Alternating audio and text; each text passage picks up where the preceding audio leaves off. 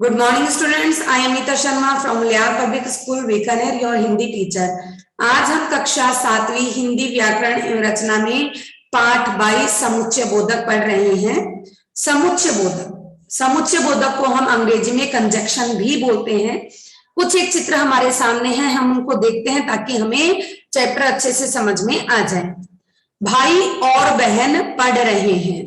अब देखिए, भाई और बहन दोनों क्या काम कर रहे हैं? पढ़ने का। क्रिया दोनों क्या कर रहे हैं? सेम क्रिया कर रहे हैं।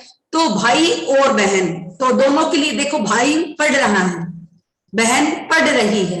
तो दोनों अलग अलग वाक्यों को हम साथ में मिलाने के लिए किसका यूज ले रहे हैं? क्योंकि दोनों एक जैसी क्रिया कर रहे हैं, तो हम इसको साथ में मिलाने के लिए क्या ले लेंगे? कंजक्शन यूज में ले लेंगे। तो भाई और बहन पढ़ रहे हैं, तो और शब्द क्या होगा?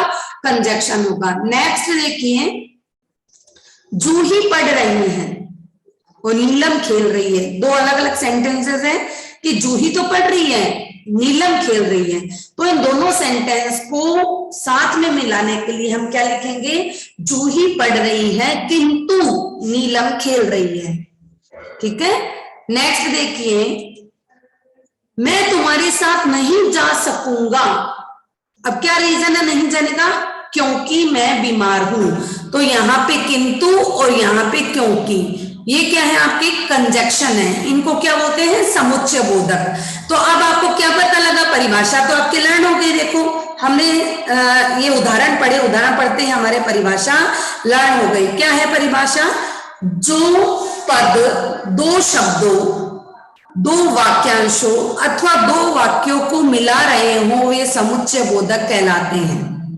क्या होते हैं? जो पद यानी शब्द, तो वो शब्द जब वाक्य में प्रयुक्त हो जाता है तो उसको क्या बोलते हैं? पद।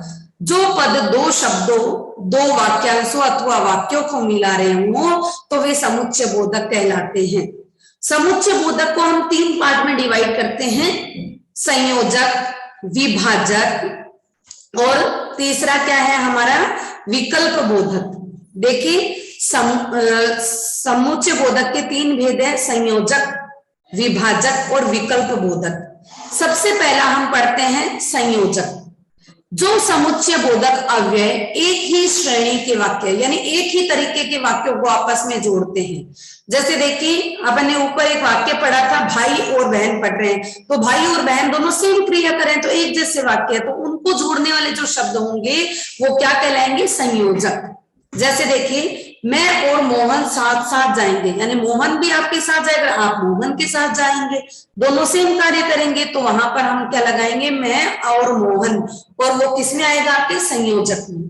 रात हुई तारे खिले, रात होने पर क्या खिले? तारे। तो दोनों वाक्य एक दूसरे से कनेक्ट है, दोनों एक ही तरीके के वाक्य हैं। तो और जीवन में सुख और दुख दोनों मिलते हैं। सुख और दुख कब मिलते हैं? जीवन में मिलते हैं। तो जीवन से दोनों कनेक्ट हैं, तो दोनों एक ही तरीके के वाक्य हुए, तो जीवन में सुख और दुख दोनों मिलते हैं। नेक्स्ट देखिए, विभाजक। वे समुच्चय बोधक। देखिए, आपको संयोजक में इतना ध्यान रखना है कि दोनों वाक्यों में क्रिया सेम हो रही हो या दोनों वाक्य एक ही चीज से कनेक्ट हो रहे हो, तो वहां पर आपको और लगाना है, और उनको बोलते हैं हम संयोजक। नेक्स्ट है विभाजक। विभाजक यानी बांटना।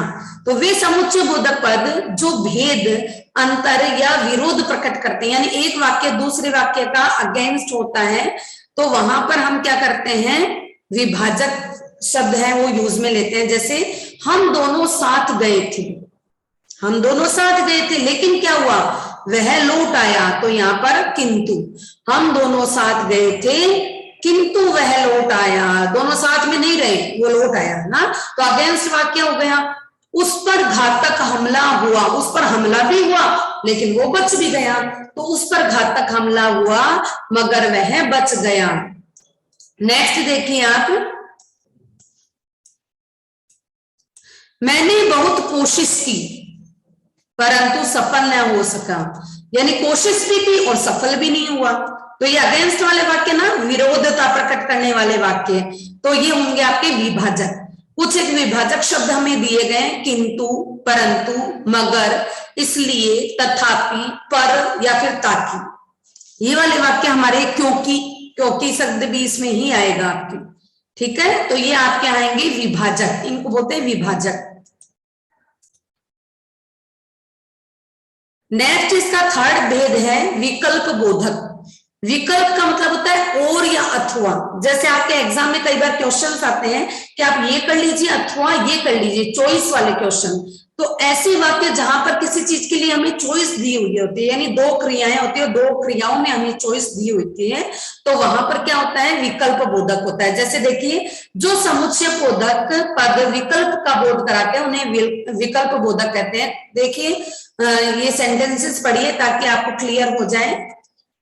पुस्तकालय में बैठकर पढ़ो या चुपचाप बैठो, यानी आपको दो ऑप्शन दे दिए, या तो तुम पुस्तकालय में बैठकर पढ़ लो या फिर तुम चुपचाप यहां बैठ जाओ, दोनों में से एक काम करना ना।